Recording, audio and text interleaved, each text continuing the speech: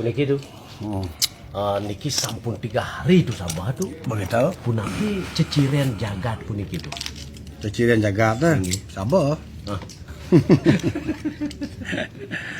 Ados puniki artinya bisa kelop seluruh Bali pada khususnya kan.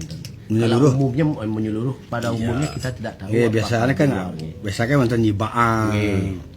Nah karena niki menyeluruh lagi satu adanya fenomena alam artinya, fenomena alam, dan kedua adanya suatu permohonan dari umat juga, karena kan ada Imlek sekarang kan. Kalau Imlek kau identik dengan hujan dan angin, dewa anginnya itu bagi saudara kita yang Imlek, Kong Cipacai istilahnya. Kalau di Hindu niki awannya naik niki.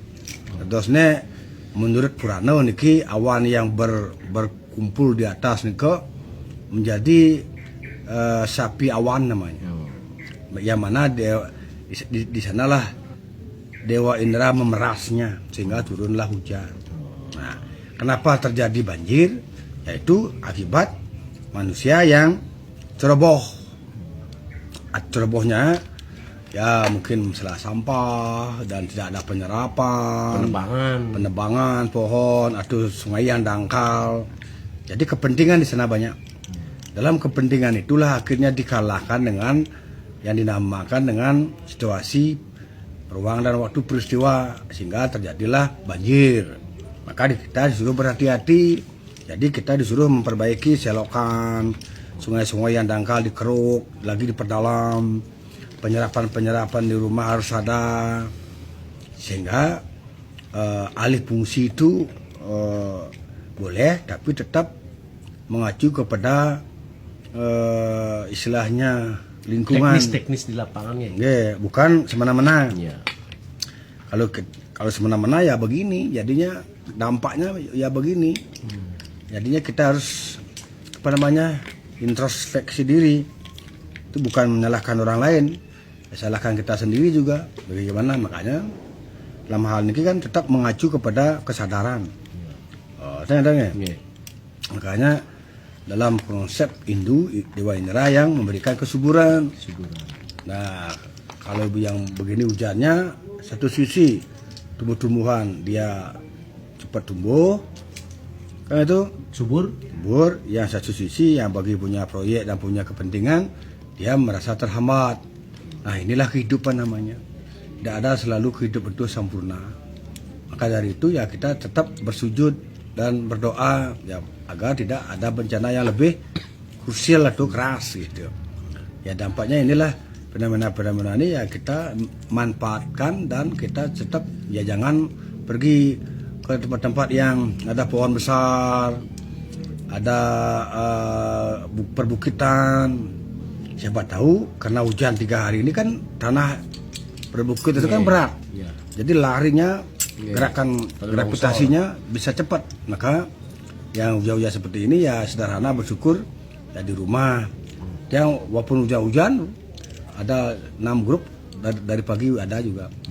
Ya kemarin banyak juga. Nah ini kentara tuh. Sane dumun tuh titiang piragi lelingsir dumun nunas taler Sabah mangno Sabah jaga kentan tedun Sabah kantos nunas peneduh kentan. Dumun memberikan suatu kebahagiaan kalau mungkin pun api kok bisa terkadang air niko ditakut itu.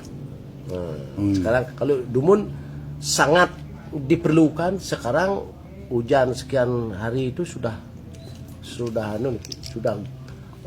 berpikir susah kan dan manusia. Ya karena belajar dari pengalaman.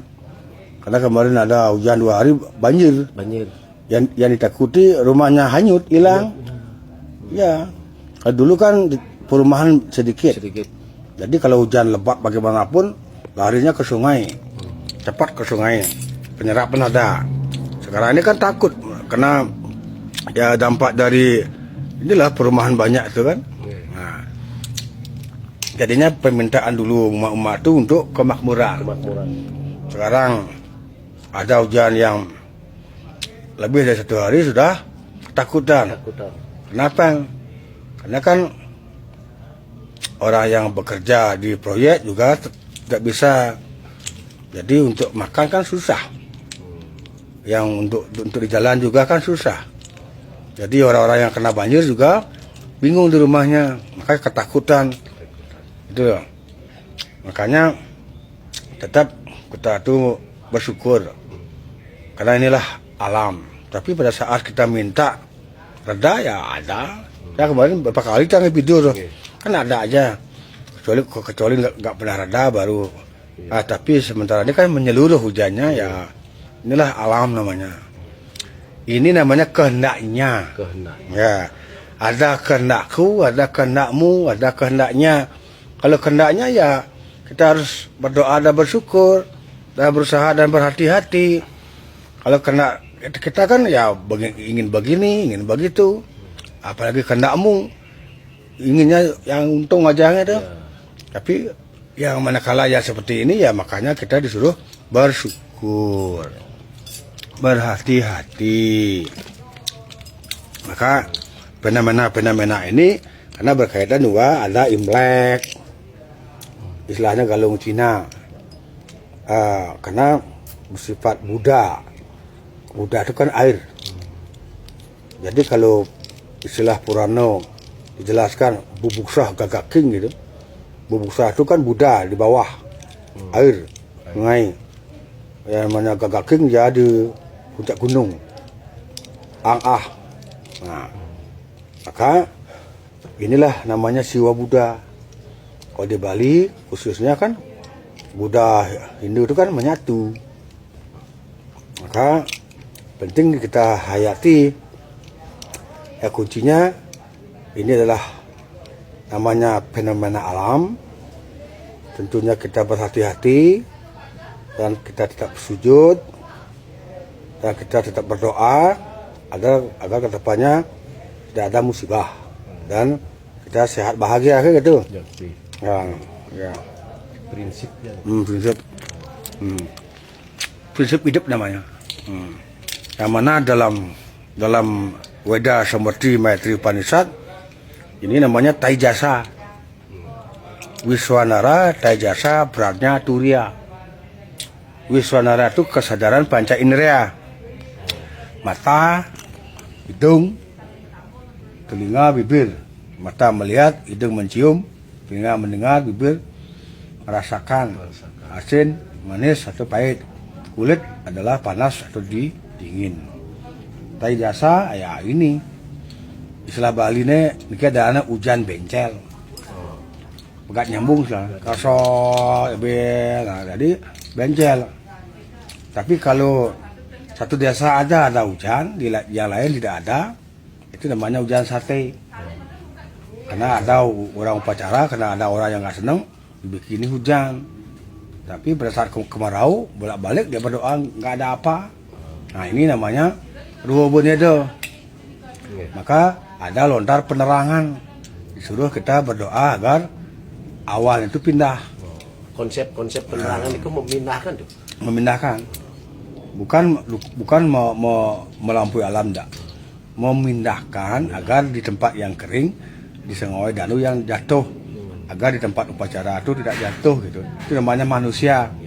Manusia utamu juga dari uang unang tamulungan urip kelaran gitu.